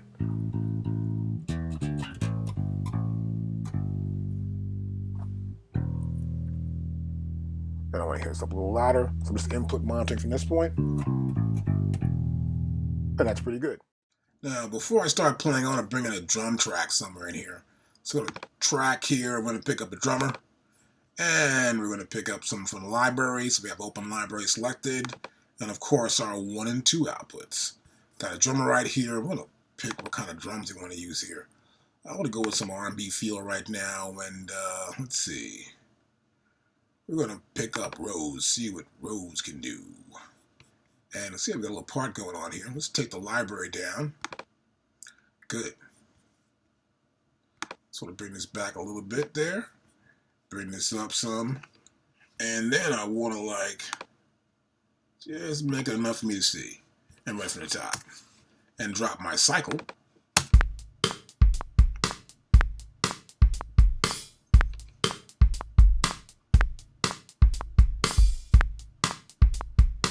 Okay, good, we got that going on.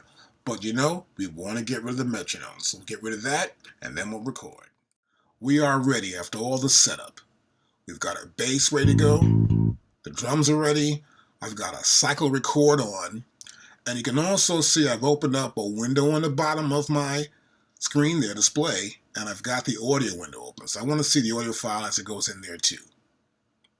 Now, I'm going to press record on my computer and start playing. I have a 1 bar count in.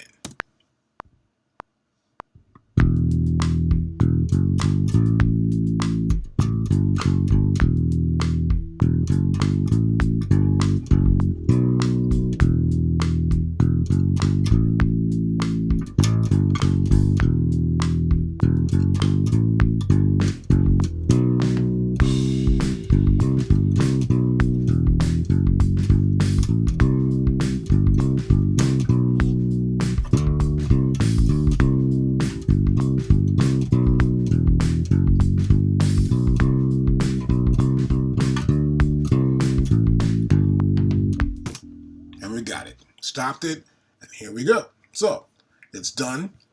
Run back here. You'll notice also that I've done a couple of takes here, and it says here, pick brighter, which is the name of this actual amp we're using right now, and the setup, and it's number 06. You see it's a mono file with the 1 circle there, and you also see it down here in the window. The reason I open this up, I want to get a better view of the file, see what's going on, if any pops or clicks or something's in there I don't like at all. So I'm going to see what that is. It looks like it's a little weird there. You never know, you might get a pop or click, particularly recording bass or guitar. Look over the track, listen back to it solo-wise, but that's how we record directly with a guitar, a bass guitar in particular, into Logic Pro X. Okay, so now what I want to do here, I want to go back in and show you how we'll record the vocals. I can go back to Preferences, and I want to go to Audio. Yep, here we go. And so I've built in output. So that's sending it directly through my computer output. And here for input, I'm going to use the microphone for the input this time. And then I'm going to select Apply. Whoa, we got a little feedback going on here. So I'm going to turn this down a little bit. There's too much feedback, too much feedback. And that's the problem you're going to have, is feedback on the mic. So you want to make sure you bring your level down. So you want to go to the mic right now. And then we're going to bring this mic level down right here. Okay, mic level down. And then just close this window out. And we're going to mute this track and go to here. And now we're going to, there you go. So the problem was the input was going directly to the pickup, brighter, to my guitar track, right? So I muted that track out totally, turn the input monitor off there like this, and now I can go back to here and turn this off. And I can play the bass at the same time while I'm talking through the microphone. That's the general problem you're going to have. So it's pretty easy to do. Just be aware where your inputs are going so you don't have too much feedback happening, and keep all your audio levels down. You don't want to blow your speakers out. Now, the big thing in music in the last several years is cycle recording. That's because we can record over and over. You can get a guitar player to play a solo like 15 times, and he can pick the best one and say, no, I want this part here, that part here, that part here, this part, no, this one, I want this whole section. And what happens is that we can make the perfect recording. The same way we did when we used Midi cycle record. And we pick the part, get the best part, and put it together. The same can be done with audio. And before we do that, I want to show you one thing. We'll go right here to where it says Project Settings. We go into Recording. And what I want to do is I want to colorize the takes. That means each take will be a different color. Now before, you go right here, we went to Midi. And we actually made create a takes folder, right? There's no need for that now because this does it automatically in audio. So it's pretty cool. I have to make sure my order settings are correct. I may want to have a 1-bar counter before we start, give them some leadway. And another thing I do in cycle record is I want to record from the 2nd to the 3rd bar, but I may give a little bit of an outtake time, just a little bit extra to give them time to come back in for the next take. Right? And so when I'm ready to go, I'll just press record here and then press record. Yo, what's up? Yeah, that's right, son. You know, I heard that, but it wasn't that good. Oh, she looked hot tonight, kid. Word up. Forever. Nah, I'm not doing that. Tomorrow. Oh, we going out tonight. I got the right club. Okay, so we got a couple takes here. Let's turn this off. And now I can hear them back. I'll press play. Oh, we going out tonight. I got the right club. Oh, we going out tonight. Here's we got the right club. Here's 5. Nah, I'm not doing that. Tomorrow. Nah, up. Forever. Just take 3. Word up. But you can see they're all different colors. You can pick the best take. Get the best color you want. Look, go, wait a minute. I want to see it closer. Just expand it out. Look at your takes. Pop them in, cut them up, and chop them up. Get the right take. But this is cycle record at its best. So as I'm listening back here, I got a part I might want to punch in. I heard that, but it wasn't that good. So I want to punch a part in. So we did a whole bunch of takes. I got take 2. I may want to improve take 2, right? So we want to auto punch. Go in there and come out fast. No, I could actually go in like this. I can probably punch here, this button here, and punch in and punch out. But I want to do it another way. I'm going to go here, select this menu here, and I'm going to get my custom control bar display. It comes up. I'm going to go to auto punch. Select OK. We set for it. And it's right here. Now, if you don't see it, what probably is happening is that your display could be too small. See, I squash it down to see what happens. You get 3, 4, but the more you spread it out, you get more at the end here, and we get our auto punch, which is right there. Okay? So if you don't see it, that's how you can do it. And here it is right here. So I want my auto punch to happen right here. Obviously, I set it up a little earlier. And I want to make sure the auto punch is going to happen sometime right about there. I want to punch it automatically. So I go back here, and I want to press record. But I want to make sure I'm record here, right? Okay. And turn the monitor off. Hello, testing. Good. Now here we go.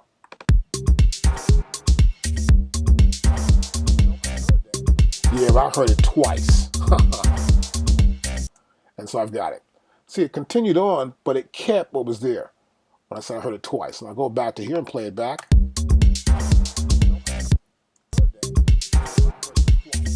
Now, we don't hear it too loud, right? So we're going to bring this up so I can hear it more on the track. And back to here again. I heard that. Yeah, but I heard it twice. Now, I've got my takes done. I did a little punch in, and everything's pretty much right here, as you can see. So I've got a track here, and I've got my sections. So I might actually go here And you'd probably want to go here and say, well, I want to get the beginning and the end and list my parts back, what you would want to do. And what I want to do here, though, I want to pretty much just sort of size it up so you can see what's going on here. We have approximately 7 takes. And here's take number 5. I can go to here, click here for this take. This is my quick swipe bar here. And I can go to here, and that's 3. Here, and that's 2. So I can run back and forth between takes and pick which one I like the best, all right? I can also go in here and say I want to do a comp track. I like this track the best, or I like this one the best. But I want to use this piece here for that piece right there. So I got my quick swipe. I go to here, I hold it down, and I swipe across it. And you notice now this purple region appears there. And that's why we use the colors. Because that way I have different colors. I know that take 3 is purple, and I want to use this piece right here from take 3 and put it right there. I want to fill this section up with something. So I see right here I've got take number 2. I like this part. I'll go to here and grab this part and put that there. And now that appears there, right? I may want to take this part and put it in there too. Or this beginning part. Let's take this beginning part here, or this one here, or this one here. And let's watch this. We'll just go from here. Swipe over. And go back to quick bar again. Get my quick bar. Here we go. My quick bar right here. Swipe over. I got that piece right there. What I can also do, you see right here, my quick bar is a swiper here, right? But right here between takes, when there's a take I like, I can go here and I can extend how much of it I want to use in this top part. So I'm making a composite track, a track that has my favorite takes on it, and I put it all on this one piece here. And when I get what I like, I can close it up like this and listen back to it. Now you notice that once I do that, you'll see these slices. You might can't still see them too well now, but now you can. Those slices appear here now. And you can see the slices inside this comp track. And this is a comp track. So here, I go here and press the A there. I have 7 takes. And this is comp 1. See that? I can do a duplicate comp. I can rename the comp. I can delete the comp. I can flatten the comp. So if I flatten this comp, that means all the takes are done. I'm keeping it the way it is, and I flatten it out. I got rid of my old takes, and this is how it is. You'll see squiggly lines here, and these are all the crossfades used to make sure that as this track adds these new parts in, that the crossfades make it even. I can undo that too. Let's go back here to undo the flattening of the takes, the folder out. And we'll go back here again. I can also, let's see, I want to probably duplicate that, right? And I go back here, and now we got an A and a B, right? So I duplicate that. I'm going to do it again, duplicate it one more time. I got an A, B, and a C. So I can go back to the A, then go here, down to here, and change my comps. Well, I might say I want to put this in here now. So I go to here, I swipe that in there, and now that's going to be comp A, right? So here's comp B. Comp B hasn't got it. Let's go to comp C. Here's comp C. I want to go into comp C, and I want to place this whole part right there, right, on that piece, right? And that's comp C. And so I've got comp A, I got comp B, and I have comp C. And these are compiled tracks, compiled takes in this one track, rather. And each one of these takes are in there because I like them. And the reason why we color them, because we can see them. It makes it much easier. My other options here, I can delete the comp, rename. I can delete all my comps. I can flatten what you saw before. I can flatten and merge them together.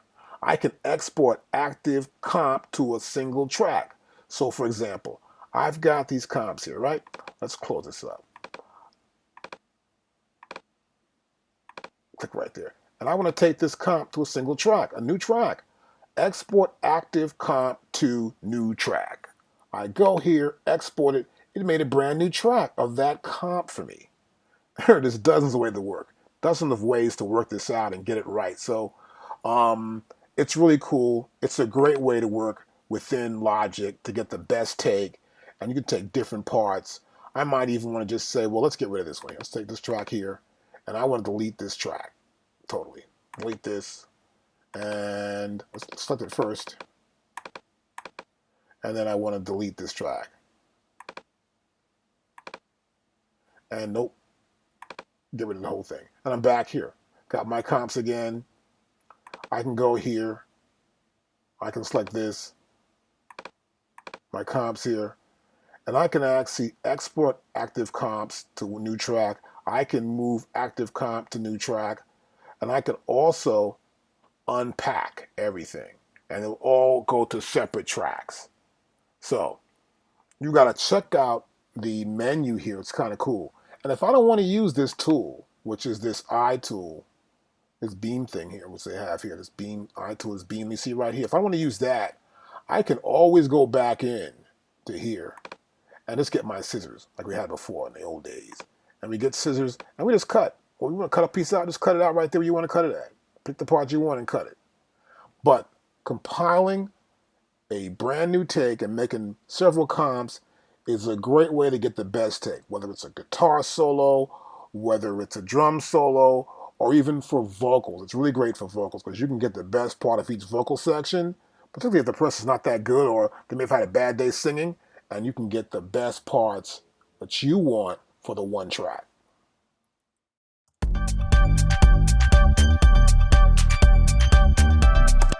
Well, I'm up here working on some loops and trying to fit them into some spaces here, these regions. And this next lesson is all about doing loops. But more specific, it's about working with audio regions within Logic. Now, right here, we're looking at it from the main window. And I want you to realize some things too. Like, for example, I'll click on this track. We know it's an audio track, right? And so if I go here where the inspector's at, and it says region, and I clicked here, you'll see, of course, there are 2 regions in here. And you also notice that they've already been looped a little bit, right? And you'll see it says loop. So loop is checked there. And you'll see here as we're going here, we're following tempo. And we have 0 ticks here. So we can see information about regions inside this channel for this track. For example, I can click in here and now we just see MIDI information. If I go right here and click on this one region, now I just see that one region has been selected, right? And I can tell it's just that one region has been selected there. So for example, you'll see here that I have, for example, this looks like a loop. So I did this loop, and this part's the loop, and this part is the loop that just gets dragged out. Now what I can do, I can always take a loop like this one piece region, and I can drag it out. It makes a loop. See, I keep dragging out further and further, it makes a loop. Well, a fast way to do this actually is if I just click on here and I select L. It closes back up, and I select L again for loop. It loops out all the way until something stops it. As you can see there, it just got stopped by the next loop. When I select this track here, you'll notice that it's this one here is like really, you can see this, it's almost light. And behind here is all grayed out. Well, you've known I've used my loop tool in the past in my previous lessons, so you know that's what happened here, right? So sometimes you may want to loop something out like this. I'm just going to, let's say, go to here, of course. You're going to move your cursor to right to the top part of the region and drag it out. Of course, if I'm further down, let's undo that. You know it turns into a trim tool, so I can always trim these regions up. And sometimes you don't want to do that. You want to just have the region here and here, rather than having to go ahead and just loop it all the way out. And the easy way to get around that is to right-click here on top of the region, and we're going to go to Convert. And here in Convert, we want to convert loops to regions. Because when you're looping, you're just looping something. You're not really getting a region out of it. I do this and it converts them right into regions right there, which is kind of cool. Now realize this too. If I have them all selected, and these regions are right here, and I try to trim them, you'll watch, I can trim them. And as I do, they all trim at the same time. So I really don't want that, right? I don't want to trim at the same time. I just pick the one I want to trim. Go into here, then click back on a region, and I can trim that one specific region to make it easier. Now my second demonstration for a loop is, I have a loop here which is this Dutch trumpet synth .1. And I sort of pulled it in here. I do want to get the first part in. I want to get the part after that part in. So the beat comes in, and then you hear this thing do its little thing there. And it comes out, a little extension of it. Now I'll play it from here, and I'll play it.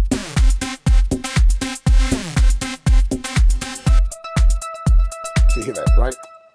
And what happens here is that if I try to loop this, it's going to sound weird. I'm going to show you that right now.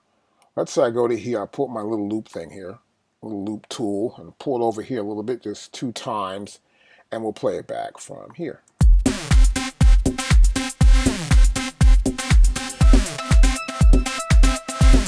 See, it's out of time already. And the reason why that is because I just use a piece of it. So it's looping on some other idea that it's going to fit the grid, but it's not going to fit the grid because I moved a piece in from here, and it's actually off by a little bit. It's not confined to the grid. I took a few frames off. See, this is frames here and subframes. So I moved a few frames off. So you got to be aware of where you are when you are going to loop something and how you make it fit, and then want to loop it after that point. Otherwise, it will go off. Let's say I wanted to put it back on.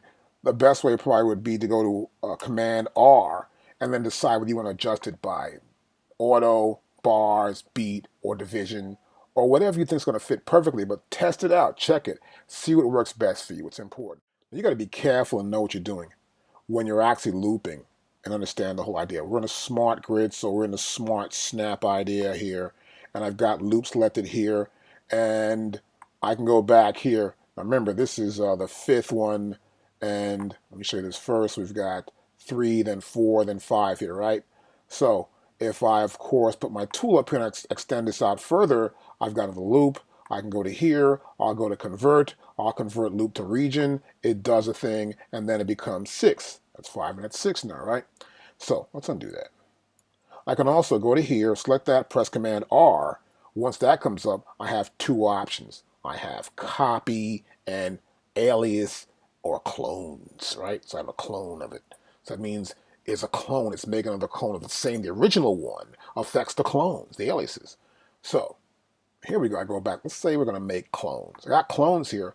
And as I make these clones, if I take this one here and do something to it, it affects the other ones. And you can see they all have the same name.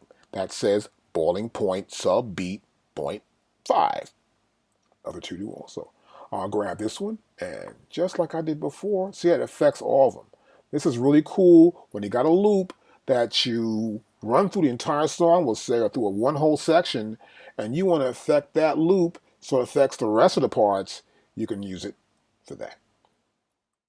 Now, common mistakes that happen pretty much generally are problems that we have dealing with the grid, the drag, whether we're going to have no overlap or overlap. And then we have, of course, here we have smart. And then if you go to here, let's say, and I go to Command R, and I pull this up, it's set to auto. But say I went to beat, and I did a copy it. And then what happened? Look what happened. It just made it to the beat because it's going to the beat, the first beat. And I go to here, and I'm going to slow this out and play it from here. Now, that's not the original file, right? So let's go undo and play the original, how it really sounds. That clap, that quick clap is in it, right? So I'll do that sometimes when I want to just get a piece of a track. Like I may want to just say, the sample works. I just want to take a piece of it. So you can do it that way too. So it's kind of clever, but be careful. Now, as I work in a region, you'll see I'll click right here. That's the region I'm working in, right? And I will do that. I'll go to here. I'll use that Command R again. And I went to the beat that time, right? I can go to the division 2 as well. So let's say I go to here and I go to my division and I select OK. And now, wow, I got a whole bunch here. So I go back to here. See what happened? And they gave me 3 of those. So I can do some real clever stuff. Let's go back to here again. I'll select Command R. And let's see, I want to get maybe 16 of those right in front of the beat. And I got the division right there. And I want to select copies. And I'll press OK. And then I'll play it back from right here. Maybe 1 too many that time, right? I can always go back, undo, and then do it again. And this way, you can get some little chops, little pieces of tracks, and you can say, well, it'll work perfectly. Now, the reason why that didn't work because there was already 1, so it did 15, right, of that 1 piece that was there. Let's go back to here. But see how it skips in? So what happens is that it takes the first one, chops it up, and we have no more the second one. So normally I would just take this out of here. I'd grab the piece behind that, copy that, come to here, and since I'm in a snap grid here, I'm smart snapping. See, it goes to the first beat, the 28th measure. I pop it onto there, and now I'll play it back. That's a clever way to take a piece off of a little sample, just the beginning of it, and get something to go on in the track. So there are many ways to work this little software when using loops or just chopping little stuff up from loops and making them last in a track. But you must work it and understand how to use the smart grid snap, also your no overlap or overlap with your drag, and how to use your repeat region command.